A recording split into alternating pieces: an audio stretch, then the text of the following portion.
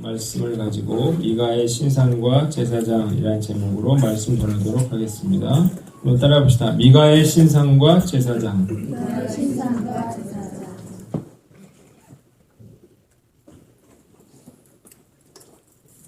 자, 우리가 오늘부터 사사기서를 계속해서 우리가 강의하려고 합니다. 지난번에 우리가 삼손까지 제가 설교를 했는데 사실 그 이후의 이야기는 17장부터 이제 이어지는 이야기는 참 어둡고 참 참혹한 사실 그런 이야기가 많이 나옵니다.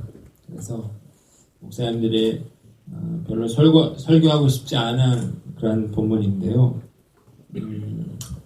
저는 이 말씀 묵상하면서 이 시대와 참 사사기 시대가 유사하다 이런 생각이 들었어요. 그래서 최선을 다해서 이 사사기서를 함께 우리가 묵상하며 나누기를 원합니다. 오늘은 에브라임 사람 미가의 이야기를 통해서 이 시대와 또 우리의 모습을 바라보고 우리에게 말씀하시는 것이 무엇인지를 듣고 우리가 주님의 뜻을 따르기로 결단하는 그런 은혜의 시간 되시기를 주님의 이름으로 축원합니다. 오늘 본문을 통해서 저는 이제 두 가지를 말씀드리려고 해요. 첫 번째는 잘못된 가정교육입니다. 한번 따라합시다. 잘못된 가정교육. 잘못된 가정교육. 자, 오늘 2절에 보니까 그의 어머니에게 이르되 어머니께서 은 1,100을 잃어버리셨으므로 저주하시고 내 귀에도 말씀하셨더니 보소서 그 은이 내게 있나이다. 내가 그것을 가졌나이다 하니 그의 어머니가 이르되 내 아들이 여호와께 복받기를 원하노라 하니라 그랬습니다.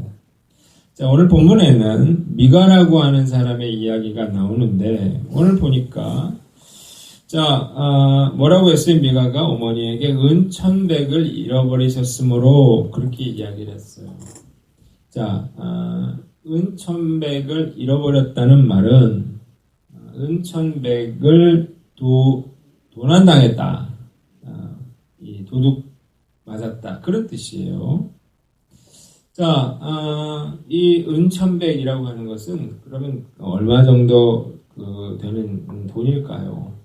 오늘 본문에 이제 대충 우리가 헤아려 볼 수가 있는데 오늘 뒤쪽에 한번 보세요. 오늘 뒤쪽을 보면 자, 이 12절 10절에 보면 미가가 자기 집에 제사장 하나를 드리면서 그에게 뭐라고 말합니까? 1년에 은 몇 개를 줬대요? 10절에? 은 10개를 줬대요. 그러니까 연봉이 은 10개 정도 된다면 은 10개의 가치는 얼마 정도 되겠습니까? 최소한 1,000만 원 이상 되는 그런 금액이에요. 그러니까 은 1,100개면 얼마만큼 되는 돈이에요 도대체? 100개도 아니고 10개도 아니고 10개면 1억이니까 어마어마한 그런 큰 금액인데 이게 이제 삼손과 들릴라의 이야기에도 나옵니다. 블레셋 방백들이 삼손을 죽이기 위해서 들릴라를 찾아와서 뭘 준대요? 내가 은 1,100개를 주겠다 이렇게 얘기를 하니까 이게 참 큰 돈임을 알 수가 있습니다. 이걸 도둑 맞았으니까 얼마나 속이 상하겠습니까? 이제 난리가 났겠죠. 우리가 돈 몇만 원만 잃어버려도 참 속상한데 거액의 돈을 지금 이제 도둑을 맞았어요. 그런데 오늘 미가가 뭐라고 얘기하는 거야? 자기 어머니에게. 자, 이 돈을 훔친 자가 바로 누구라는 거예요? 자기야. 어머니의 돈을 누가 훔쳤어요?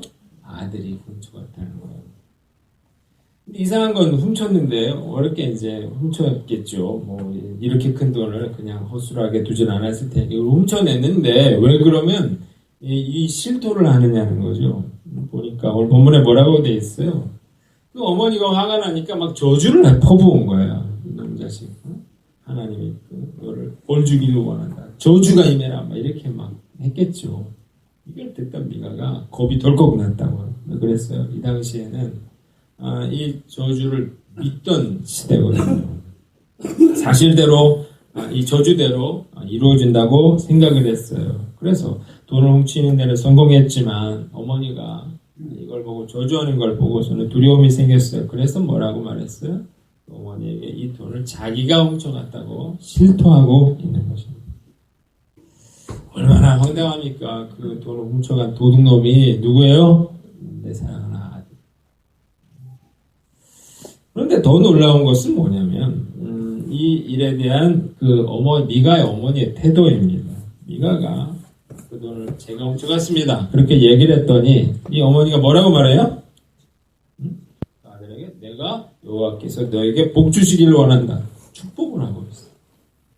아들을 책망하기는커녕 축복을 하고 있는데 그 이유가 뭔가 우리가 생각해 보면 두 가지 이유가 있습니다. 하나는 이 자기가 좀 전에 저주를 했잖아요. 저주를 퍼부었는데 그 저주가 이제 이루어지면 안 되니까 얼른 이제 저주를 축복으로 가리고자 하는 마음이었고 또 하나는 뭐 돈을 잃어버렸다 큰 금액 찾았으니까 기쁜 마음에 이런 이야기를 한 것 같아요. 그런데 어느 경우로 생각을 해봐도 그 큰 돈을 훔쳐간 그 아들에 대해서 전혀 나무라지 않는 이 어머니의 태도 잘 이해가 안 간다는 거예요.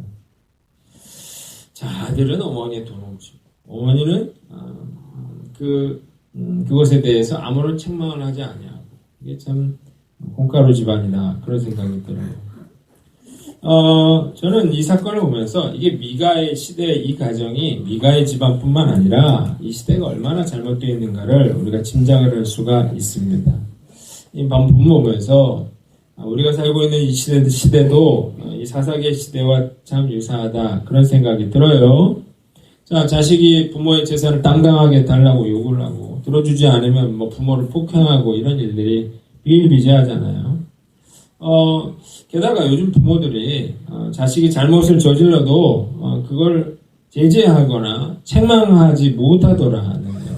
제가 안과에 갔는데 애가 막 난리를 피고 있는데 그 엄마가 전혀 뭐 제지를 못해요.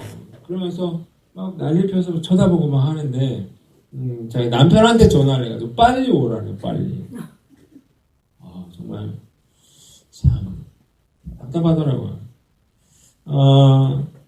이 어머니의 은 1100개를 훔친 미가의 사건은 다른 사람의 일이 아니라 미래 내 자녀의 모습일 수 있다는 사실을 우리가 알아야 된다는 것입니다. 말씀 보면서 무슨 생각했냐면 자녀에게 인격을 가르쳐야 되겠다 그런 생각을 해봐요. 한번 따라봅시다. 자녀에게 인격을 가르쳐라. 여러분, 하나님은 부모에게 자식을 양육할 책임과 의무를 줬습니다. 뭘 가르쳐야 됩니까? 부모가 자식에게 무엇이 옳고 무엇이 잘못되었는지를 가르쳐야 됩니다. 뭘 해야 되고 뭘 하지 말아야 될 것을 누가 가르쳐야 됩니까? 부모가 가르쳐야 된다고. 이게 보니까 부모가 자식한테 그걸 가르칠 기회가 없는 것 같아요. 어린이집에 맡기거든요. 그러니까 어린이집에서 선생님이 그것에 대해서 가르칠 수가 없어요. 그리고 부모가 또 바빠요. 또 학교 보내잖아요. 학교에서 옳고 그름 이거 가르쳐주지 않아요. 아이들 거칠고 이러니까 선생님도 아이들이 이 아이들 이렇게 어떻게 살아야 되는지 잘 가르쳐주지 못한다고요. 그래서 실제로 있었던 일인데 아이들에게 힘들고 어려운 사람들을 도와야 한다고 이야기를 하면 어떤 반응이 나오냐면 왜요? 이렇게 반응이 나옵니다. 왜 그 사람을 도와야 되는지 옛날에는 우리가 알았잖아요. 그걸 못한다 하더라도. 근데 지금은 왜 도와야 되는지 모르는 그런 세대가 됐다는 거예요. 왜 그래요? 그거에 대해서 배운 적이 없는 거예요. 뭐만 그렇게 했습니까? 공부만. 영어 공부, 수학 공부, 직접 그것만 시켰지. 아이들에게 어떻게 행동해야 되는지, 인격적인 삶은 무엇인지 그것을 부모가 자식에게 가르쳐 준 적이 없기 때문에 그래서 자식이 자기 멋대로 그렇게 행동하는 거예요.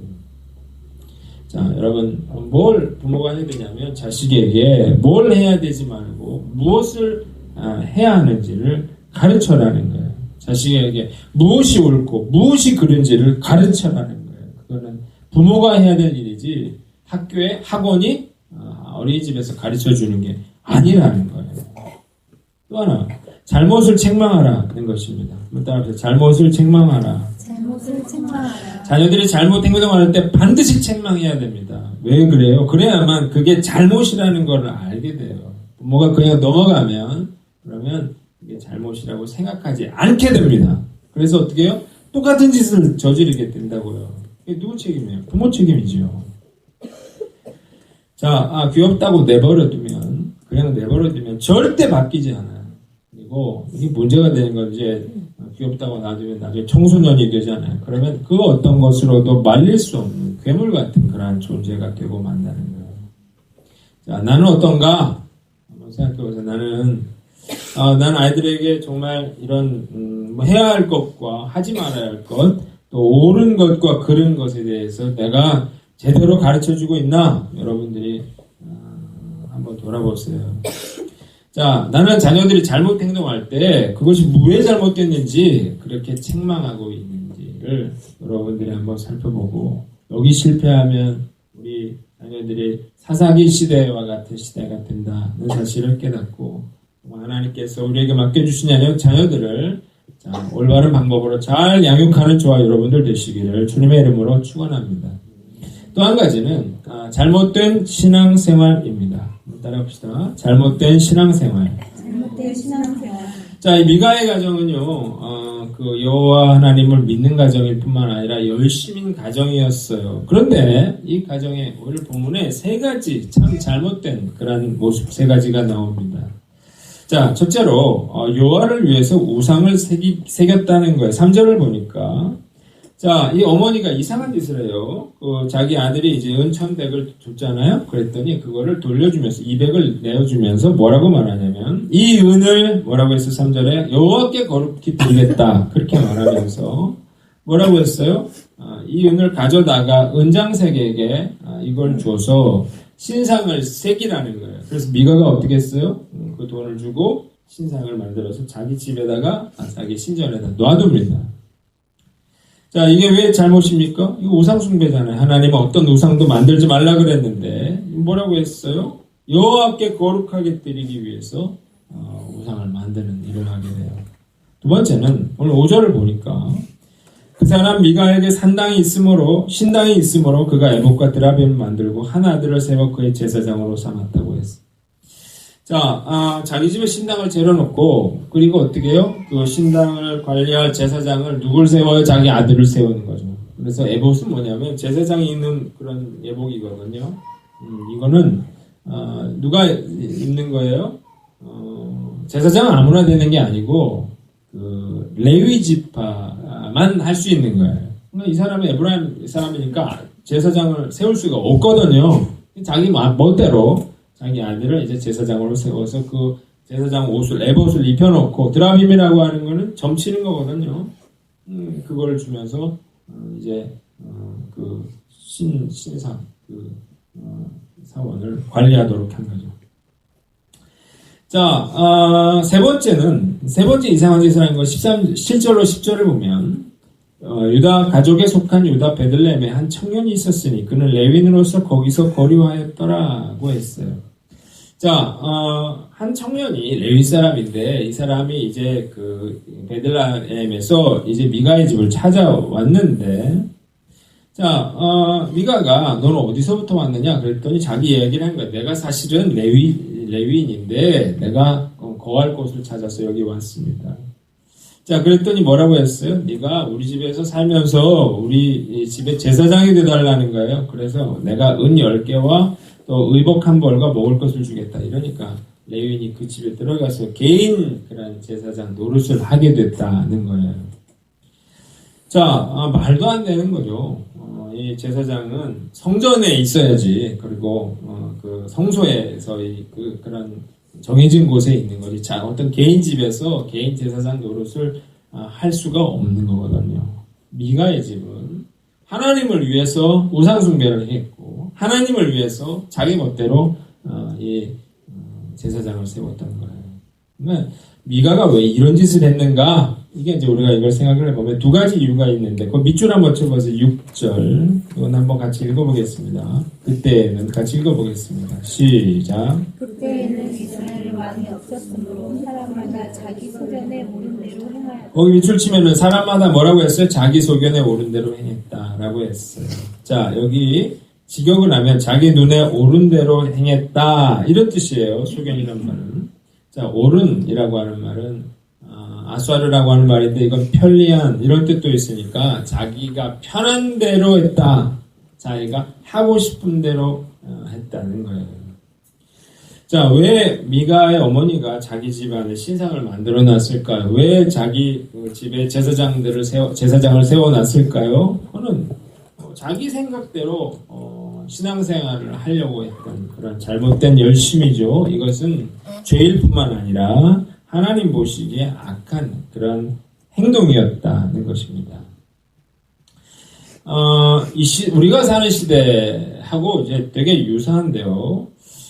이 한국교회 미래보고서라고 하는 책을 쓴 최윤식 목사님이 뭐라고 했냐면 한국교회를 위협하는 가장 큰 위협은 신천지가 아니고 교회 내에 존재하는 이단이다. 그렇게 경고를 했어요. 교회 내에 이단이 있대요. 교회 내에. 이게 뭐냐라고 하는 거예요. 교회 내에 이단 뭐예요? 여기 나온 대로 자기 소견에 옳은 대로 행동하는 사람, 신앙생활하는 사람, 이게 이단이라는 거예요. 그러면서 첫 번째 뭐라고 얘기했냐면 교배된 기독교라고 얘기를 했는데, 요가라든지 명상이라든지 이런 것도 어떻게 해요? 따오는 거죠. 섞이는 걸 말하는 거예요.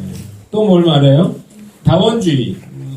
이런 사람 많아요. 교회 다니면서 예수 믿어야만 천국 간다고 믿지 않는 거죠. 그러니까 자기가 착하고 선하게 살면 예수 믿는 거지 꼭 예수 믿어야 내가 천국 가냐 이런 생각. 그리고 불교에도 구원이 있고 힌두교나 이런 데도 다 구원이 있다고 믿는 사람들이 교회 내에 굉장히 많다는 것이죠.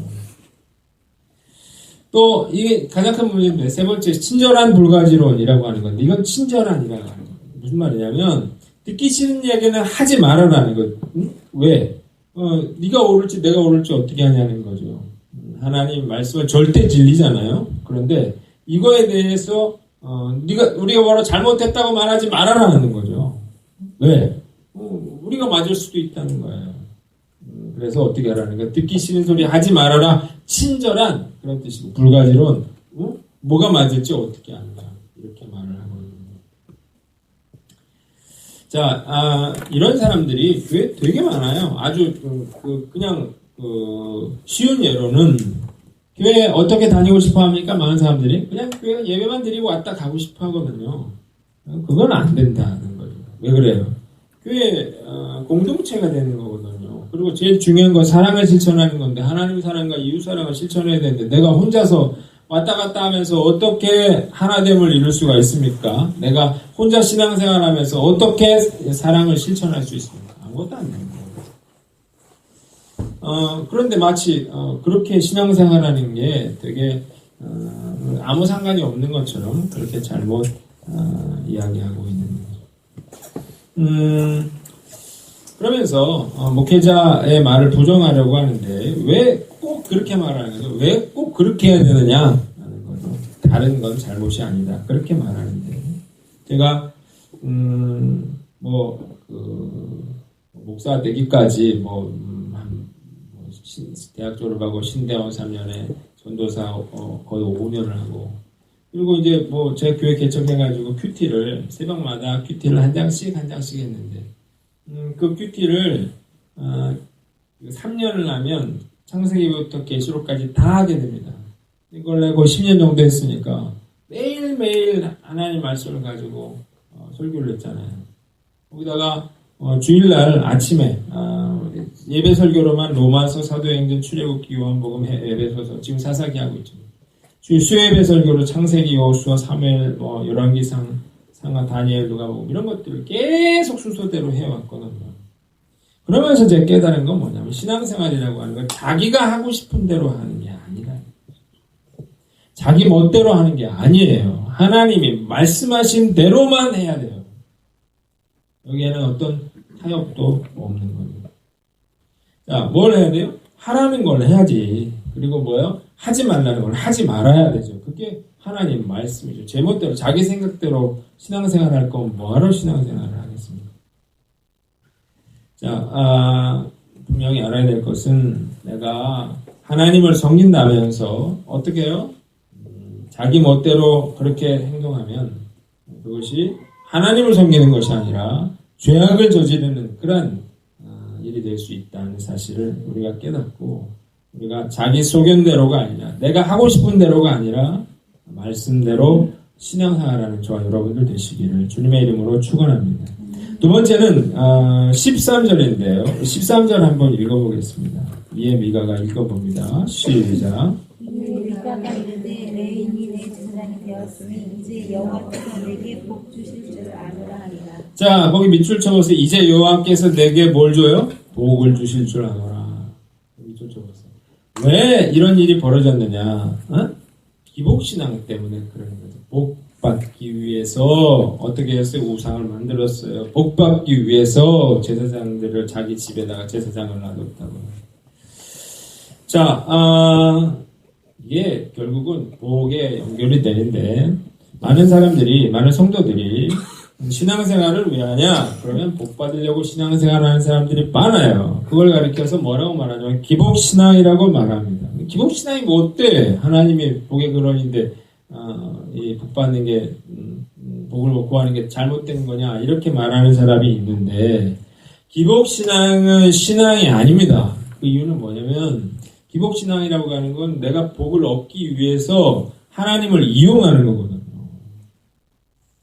그러니까 그건 신앙생활이 아니고 신앙생활은 어떻게 하는 거예요? 내가 하나님의 뜻에 순종하는 것, 하나님의 뜻에 따르는 것, 이게 그 신앙생활이거든요. 그러면 예를 들어서 내가 복 받기 위해서 내가 신앙생활을 했는데 그럼 복을 못 받았어요. 그러면 결국 뭐가 돼요? 하나님이 나를 사랑하지 않는 것 같은 거죠. 하나님 나를 저주하는 게 되는 거죠. 그러니까 기복신앙은 잘못됐다 그렇게 말하고 있는 거예요. 자, 나는 어떤가? 내가 하나님 앞에 구할 수 있죠. 그러나 중요한 건 내가 원하는 걸 얻기 위해서 하나님을 이용하려는 그런 마음을 가져서는 안 되는 거예요. 자, 신앙생활은 하나님의 뜻을 깨닫고 그 하나님의 뜻에 순종할 때 하나님 우리에게 복을 부어주시는 거라고요. 자, 어떻게 우리가 이 문제를 그러면 해결을 해야 될까라고 하는 건데 그러면 뭘 봐야 되냐면 왜 이런 문제가 일어났나라고 하는 걸 우리가 살펴보아야만 됩니다. 결국 하나님 말씀이 무지했기 때문에 이런 일이 일어났는데 이 문제는 이 미가의 가정만의 문제가 아니라 이 시대 이스라엘 전체가 영적으로 심각하게 타락해 있었다는 걸 보여주는 건데요. 왜 이런 일이 일어났는가를 우리가 본문을 통해서 두 가지 이유를 찾아볼 수가 있습니다. 첫 번째는 성도의 잘못 때문입니다. 한번 따라합시다. 성도의 잘못. 자, 오늘 7절로 다시 구절을 한번 보세요. 오늘 보니까 이 베들레헴에서 이 레위 청년이 내려온 이유가 뭡니까? 보니까 8절에 뭐라고 됐어요? 그 사람이 거주할 곳을 찾고자 하여 이렇게 됐거든요. 자, 이 말은 뭐냐면 이제 베들레헴에서는 먹고 살 수가 없게 됐다는 걸 말하는 거예요. 그래가지고 이제 먹고 살 수가 없게 되니까 먹고 거주할 수 있는 곳을 찾아서 여기까지 오게 되는 거죠. 자, 또 나오죠. 나는 베들레헴의 레위인으로서 거류할 곳을 찾으러 가노라. 그렇게 말을 했어요. 자, 이 레위인은 우리가 이걸 알아야 되는데 하나님께서 이스라엘 지파들에게 땅을 다 줬어요. 그런데 누구에게는 안 줬어요? 레위 지파에게는 안 줬단 말이에요. 땅을. 왜 안 줬어요? 너희는 땅을 갖지 말고 각 성읍에서 어떻게 해요? 성소를 지키라는 거, 하나님께 예배드리는 일을 하라는 거예요. 그럼 어떻게 먹고 살아요? 백성들로 하여금 11조를 내게 하는 거예요. 하나님께서 11조를 명령하셔서 레위에 있는 백성들이 하나님께 드린 그 11조를 가지고 생활을 하게 되어 있었습니다. 자, 그런데 이스라엘 백성들이 영적인 어두움 가운데 빠져들면서 하나님 앞에 11조를 제대로 드리지를 않았어요. 그러니까 후원을 제대로 받지 못한 레위인들이 생존을 위해서 결국 어떻게 돼요? 자기가 사는 성읍을 떠나온 거고, 그래서 어디까지 온 거예요? 에브라임 성읍까지 오게 되는 거라는 거죠. 믿음의 공동체가 영적으로 쇠퇴할 때 나타나는 현상 가운데 하나가 11조를 드리는 성도가 현격하게 줄어든다는 것입니다. 11조에 대해서 부정적으로 생각하는 사람들이 있어요. 안 믿는 사람들은 당연히 부정적으로 생각을 하겠죠. 자, 그러나 믿는 사람들이 이 11조에 대해서 부정적으로 생각하는, 이렇게 말하는 건 잘못이라는 거예요. 안 해도 되는 것이다. 구약시대에 있던 그런 것이다. 라고 하는 것, 이게 참 잘못이라는 거예요. 자, 만약에 이 성도들이 어렵다는 이유로 이 11조 드리는 걸 다 점점 이런 사람들이 사라져 간다면 어떻게 될까요? 그러면 결국 어떻게 돼요? 목회자는 생활할 수가 없게 되고, 그리고 결국 그 교회는 그 목회자 떠나게 될 거고, 그리고 결국 그 교회는 없어지게 되는 거고, 그러면 어떻게 돼요? 사회는 더욱더 타락하게 되고, 이 구원의 길이 열려지지 않게 되겠죠. 사사기 시대와 같은 그런 영적 암흑기가 오게 된다라고 하는 거예요. 자, 우리가 11조에 대해서 보고 있는데, 11조가 또 중요한 또 한 가지 이유는 레위인의 생계를 책임진다는 것 뿐만 아니라 물질에 대한 소유권이 하나님께 있음을 인정하는 행위이기 때문에 그렇습니다. 왜 11조를 드리느냐? 그거는 목사가 하라는 게 아니에요. 신명기 14장 22절에 너는 마땅히 매년에 토지소산의 11조를 드릴 것이며 그랬거든요.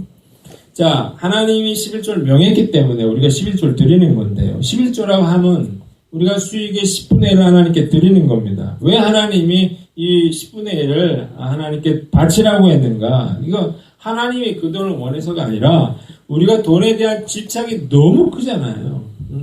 그래서 어떻게 해요? 결국 돈에 대한 집착이 하나님을 섬기는 게 아니라 누구를 섬기게 됩니까? 이 돈을 섬기게 될 것을 하나님이 우려했기 때문이라는 거죠. 그래서 돈을 신의 자리에서 내려오게 하기 위해서는 반드시 그 돈을 하나님께 드릴 수 있어야 한다는 거예요. 자, 내 물질이 있는 곳에, 보물이 있는 곳에 내 마음이 있다. 예수님이 그렇게 말씀하셨거든요.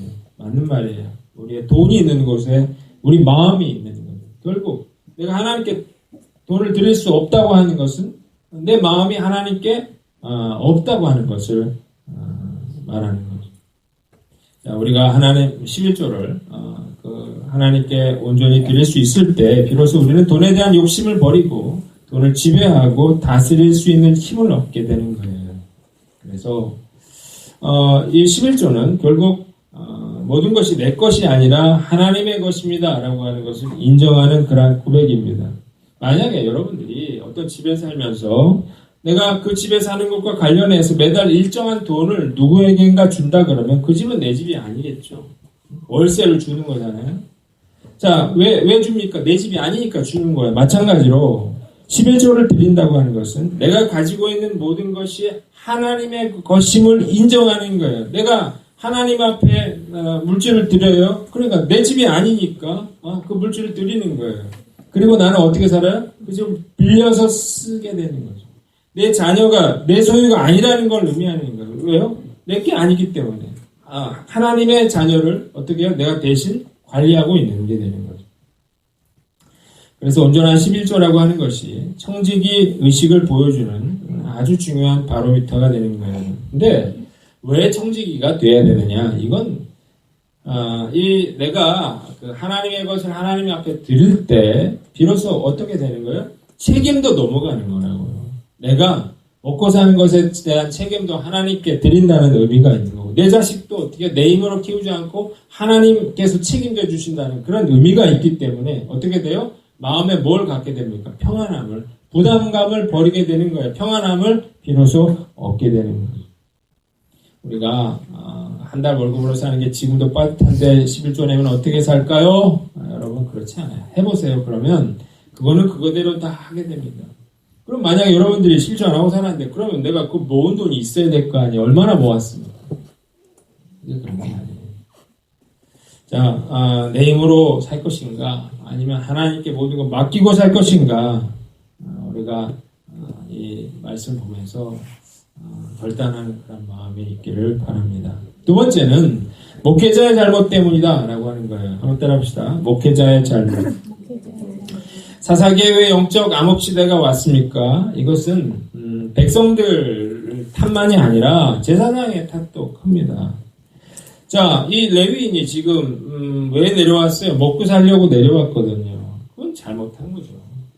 하나님이 이 제사장이라고 하는 사람은 이 어떤 물질을 얻기 위한 수단으로 직업으로 하는 게 아니잖아요. 하나님이 그에게 맡겨주신 사명으로 하는 거예요.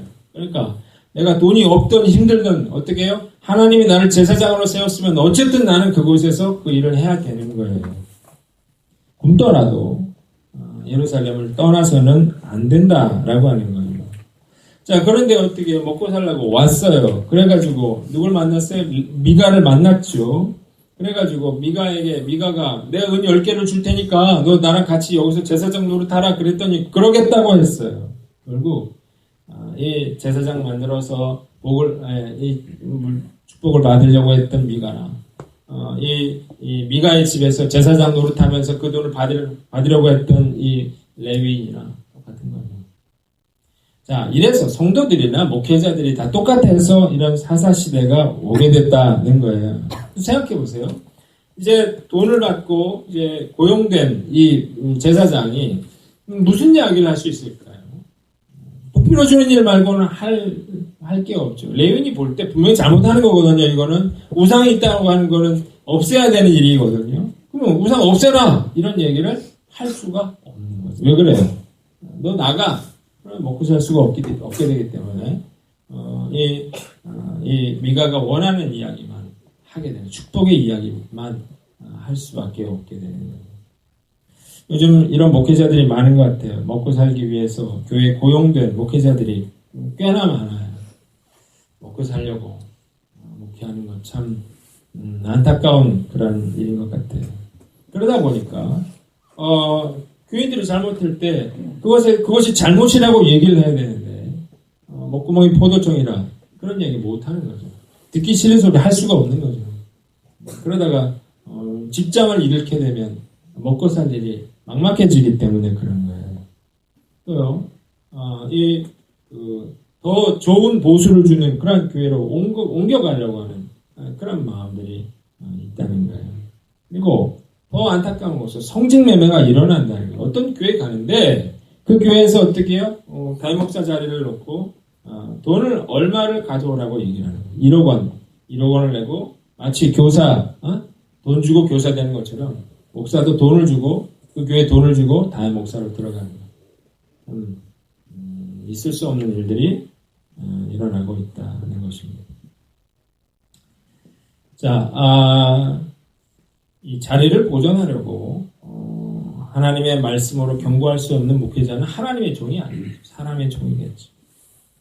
자, 목회자는 먹고 살든지 못하든지 그게 중요한 게 아니라 아무리 힘들어도 하나님이 있으라고 하는 곳에서 하나님이 하라고 하신 일을 해야 된다는 거예요. 그래야만 성도들이 변절되지 않고 믿음으로 살 수 있는 것입니다. 사사시대는 이런 믿음의 성도들도 없고 믿음의 목회자들도 찾아볼 수 없어서 그래서 영적인 이런 암흑기에 빠지고 말았다는 거예요. 제가 이 말씀 보면서 제가 제 자신을 한번 생각해 봤어요. 제가 한인교회를 개척한 다음에 이 교회 재정 문제로 굉장히 어려움을 많이 겪었습니다. 제가 그런 얘기를 안 했지만 제일 어려웠던 때는 2014년이었던 것 같아요. 그때 교회에서 이제 마이너스 나는 부분들, 제가 사례비도 못 받고, 근데 이제 그러다 보니까 한 달에 마이너스가 200~300씩 이렇게 나던 달도 있었어요. 이게 쌓이니까 순식간에 1,000만 원이 넘어가고, 이게 쌓이니까 2,000만 원이 가까이 되고, 이걸 제가 메꾸려고 헌금 서비스를 하고 카드로를 맡기고, 내가 해야 될 일은 돈을 구하는 일이었어요. 얼마나 힘들었는지 몰라요. 작년에도, 제가 글쎄 사례비를 한 2번 받았는 것 같아요. 올해도, 비슷해요. 근데 이제 다행인 건 이제 교회에 이제 마이너스가 나지 않는 상황이고, 제가 이제 그럼에도 불구하고 끝까지 버텼던 것은, 나중에 나아질 거라는 그런 생각보다는 어떤 마음이 있었냐면, 하나님이 나에게 여기 있으라고 하는 그런 마음, 확신을 나에게 줬기 때문에, 내 목표는 뭐냐면, 내가 어떤 수를 써서라도 내가 이 교회를 지키겠다. 내가 그래서 하나님한테 기도를 해서 하나님 제가 일을 하러라도 나갈까요? 하나님이 이제 그걸 원치 않았어요. 그래서 제가 안 나갔는데 제 생각에는 그래요. 목회자는 투잡을 하면 안 됩니다. 목회자가 해야 될 일은 양육하는 일이고 기도하는 일이고 전도하는 일이고 뭐 이런 일들을 해야 되는데 세상 일 하면서 교회가 제대로 될 수가 없어요. 그러니까 목회자는 저는 이런 생각하는 거예요. 만약에 이 레위인이 정말 그런 상황에 아무도 11조를 하지 않는 상황이라 하더라도 정말 울면서라도 함께 모여서 기도하고 부르짖었다면 하나님이 절대로 레위인을 그대로 내버려 굶어 죽게 내버려 두지 않았을 것이라고 저는 확신하는 거예요. 자, 저는 우리 교회가 정말 이런 어려움들을 이렇게 딛고 세상적인 방법이 아니라 하나님의 방법으로 이 위기를 뚫고 나가고 부흥하는 교회가 되기를 정말로 바랍니다. 이 공동체는 우리가 함께 세워나가야 할 그런 공동체거든요. 제가 그런 책임과 십자가를 졌지만 이 교회는 제 교회가 아니고 법인으로 되어 있는 교회고 여러분들이 이 교회의 주인이라고요. 주인은 뭐도 있어요? 권리도 있지만 책임도 있는 거거든요. 우리가 이 교회 재정도 어떤지를 제가 이제 너무 어려워서 밝히지 못했었고 이제는 제가 뭐 재직회 같은 거 할 때 그런 걸 내놓지만 우리가 이 교회 재정을 위해서도 기도하고 내가 할 수 있는 부분 최선을 다해서 이 교회를 이렇게 잘 세워 나가야만 이 어둠의 시대에 빛으로 이 어둠을 밝힐 수 있고 그리고 이 세상이 타락하지 않을 수 있도록 그렇게 막을 수 있다는 사실을 우리가 알아야 한다는 겁니다. 자, 우리가 비록 힘들고 어려워도 최선을 다해서 말씀대로 살려고 몸부림치는 성도들 되시기를 주님의 이름으로 축원합니다. 힘들고 어려워도 저도 정말 말씀대로 살려고 몸부림치는 그런 목사가 되기로 결단하면서 우리가 이 하인교회가 어둠 속에 한 줄기 빛이 되어서 영적인 암흑기를 막고 위대하게 쓰임받는 교회가 되시기를 주님의 이름으로 축원합니다.